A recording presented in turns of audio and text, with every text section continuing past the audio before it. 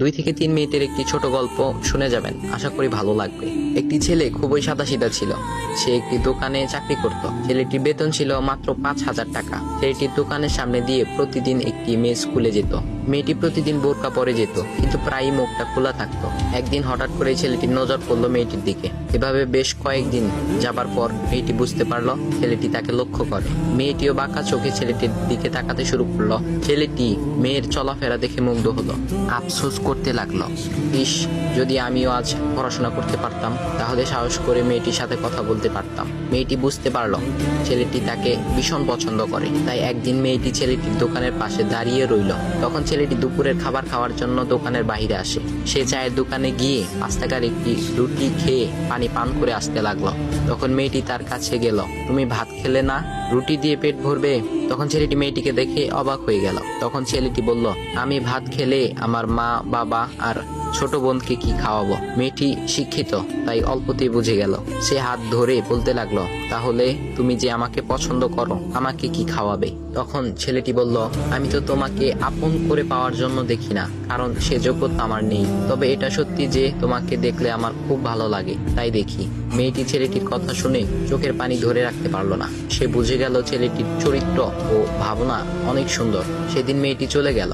বাসায় গিয়ে রাত্রিবেলা মেয়েটি অসুস্থ হয়ে পড়ল। পরে তাকে ডাক্তারের কাছে নিয়ে আসা হলো। বলা হলো মেয়েটার 2টি কিডনি নষ্ট হয়ে গেছে। তখন মেয়ের বাবা ফোন করলো তার বন্ধুর ছেলেকে, যার সাথে বিয়ে দেওয়ার জন্য সে পাগল। কিন্তু মেয়েটি তার বাবার পছন্দের ছেলেকে বিয়ে করতে রাজি না, কারণ সে ছেলেটি টাকা থাকলেও কি হবে, তার চরিত্র খারাপ, সে লোভী। এদিকে মেয়েটির কোনো লোভ ছিল না। যাই হোক, হবু জামাই আসার পর তাকে সব খুলে বলল, তোমার থেকে একটি কিডনি খুলে আমার মেয়েকে দাও। তুমি তো বলছো আমার মেয়েকে তুমি অনেক ভালোবাসো, তাকে পেলে তুমি ভালো হয়ে যাবে, তাহলে আজ পরীক্ষা দাও। তখন ছেলেটি বলল, আমি আপনার রোগা মেয়েকে বিয়ে করতে পারবো না, আমার কি সুস্থ মেয়ের অভাব নাকি? এ বলে সে চলে গেল। বাবা তখন কেঁদে কেঁদে মেয়ের কাছে সব খুলে বলল। মেয়েটি বলল, বাবা তুমি কেঁদো না, একটা পথ এখনো আছে। আমাদের সামনে মোড়ে বড় একটা দোকান আছে না, তুমি সেখানে যাও। সেখানে যে তাইয়ুব নামের একটা ছেলে আছে, তাকে নিয়ে আসো, আমার কথা বলো। তখন মেয়েটির বাবা ছেলেটিকে নিয়ে আসলো।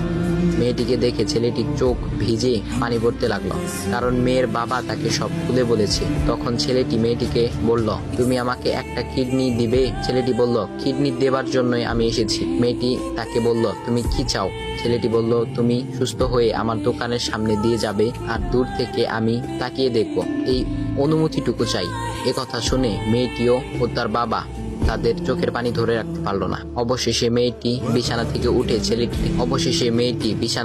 উঠে ছেলেটির 2 পা জড়িয়ে ধরে বলল, এই জীবনে তোমার